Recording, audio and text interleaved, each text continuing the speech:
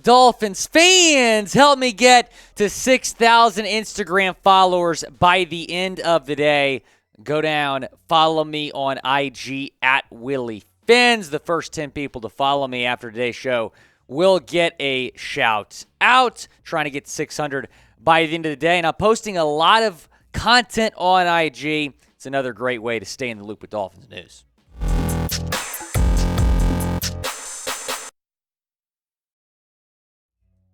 Dolphins Today is presented by LinkedIn Talent Solutions. They're helping you find the right people for your small business, and you can post your job for free at linkedin.com/NFL Daily.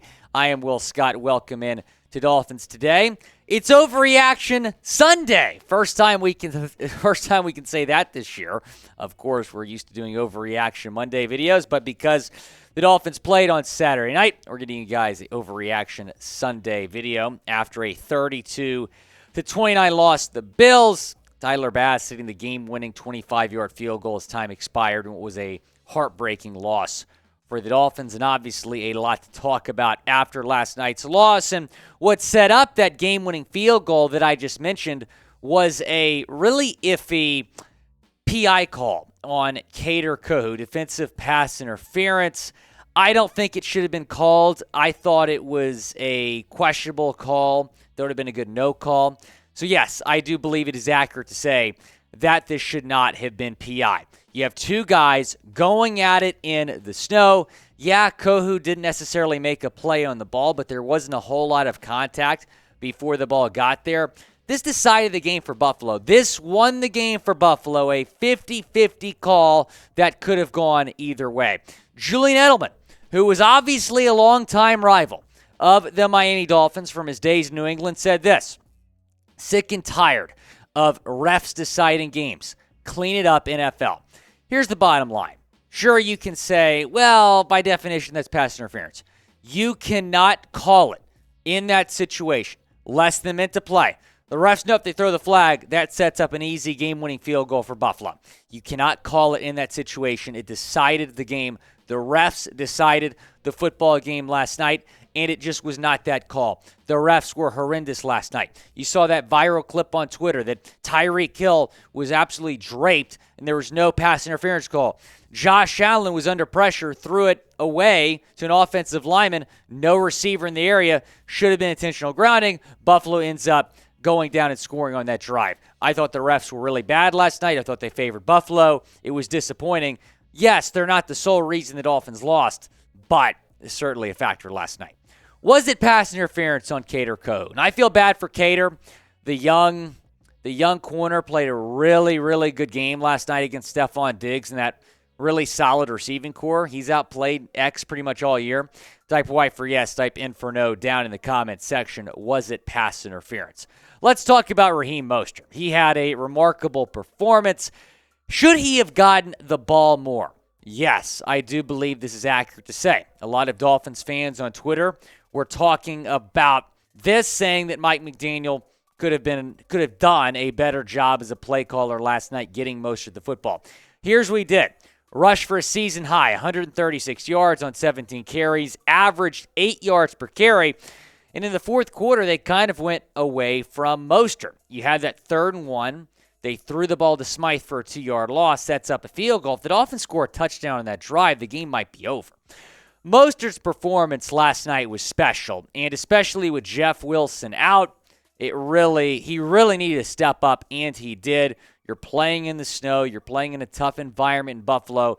Mostert went off, and hopefully we can see him turn in some really solid performances throughout the rest of the season. 3 games left in the regular season. I want to tell you about our friends over at LinkedIn Talent Solutions. Look, these days, every new potential hire can feel like a high-stakes wager for your company. You want to be 100% certain that you have access to the best qualified candidates available.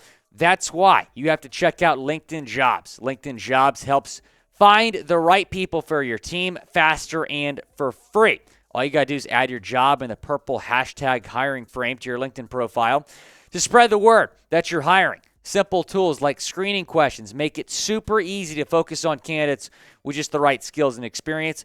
so you can quickly prioritize who you'd like to interview and hire. LinkedIn Jobs helps you find the qualified candidates you want to talk to faster.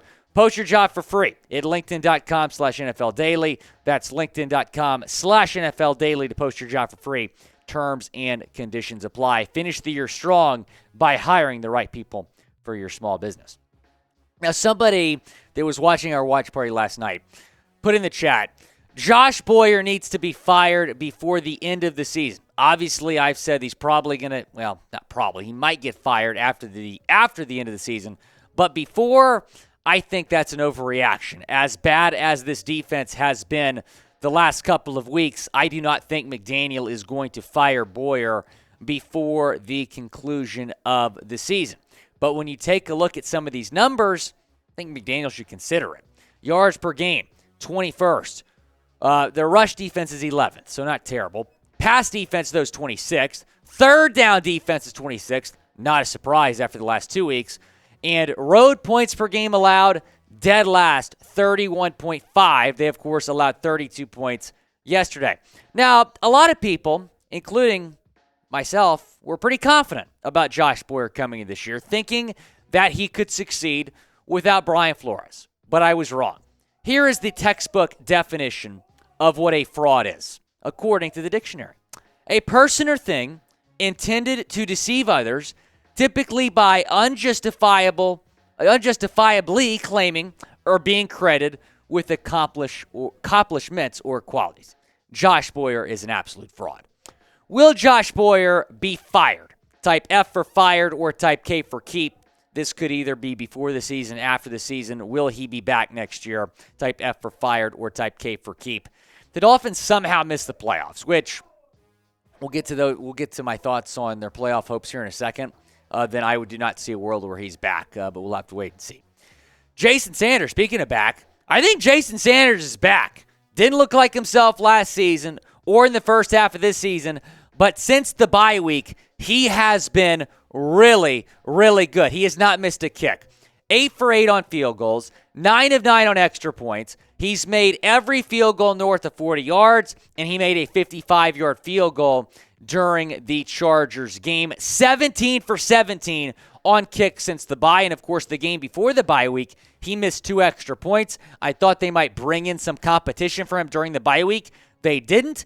Give Jason Sanders a lot of credit because he has certainly bounced back, and I think the bye week was really important for him to kind of put just a lot of his miscues in the rearview mirror, move on from that. He did not miss a kick yesterday. 5 for 5 on kicks yesterday in the cold weather, in the snow in the fourth quarter. I really like the way that Jason Sanders has responded the last couple of weeks. Give credit where credit's due. And be sure to subscribe because we bring you daily Dolphins videos on the latest Dolphins news and rumors. We go live every Thursday for every watch party as well. Go down, subscribe to the channel. Will the Dolphins miss the playoffs? No, this is an overreaction to say this at this point. Now, if you lose next week to a Packers team that's pretty bad, that will not be an overreaction. Taking a look here at the upcoming schedule. You host the Packers on Christmas. On New Year's Day, you play in New England. Maybe another snow game. Producer Nick Roloff is a Patriots fan. And then you conclude the season on January 8th against the New York Jets. I think they win at least 2 of those games. I think this Dolphins team is very capable of winning all 3, but they at least have to win 2.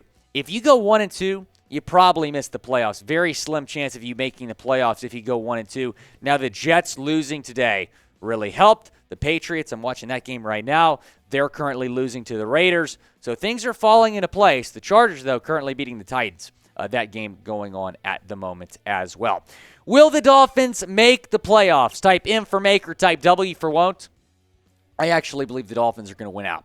Finish 11-6, probably secure the 6th seed in the AFC playoffs. And I hope they see the Buffalo Bills again because this Dolphins team can beat anyone in the playoffs. I think this is accurate. I think last night proved that.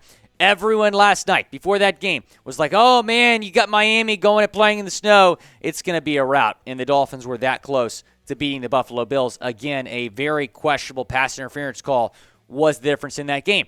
And the Dolphins could face the Bills again. This is very possible. The Dolphins right now, their most likely seed is the 6th seed. So if they play the Bengals, the Ravens, whoever's the third seed, likely coming out of the AFC North, whoever comes out of that division probably going to play the Dolphins in the first round. That's going to set up a winnable game in the wild card round. And if the 6th seed wins, the Dolphins win, probably going to host the first-seeded Bills in the divisional round. Nate Geary, who is the Bills pregame and postgame show host, said this: listen, I have a lot of bookmark tweets, lots of trash talk to Dolphins fans, but that was a battle. Nothing but respect for that Dolphins team. I don't want to see them in January. Happy to get out alive on Chicago. Trust me, Nate, you don't want to see us again. We're coming.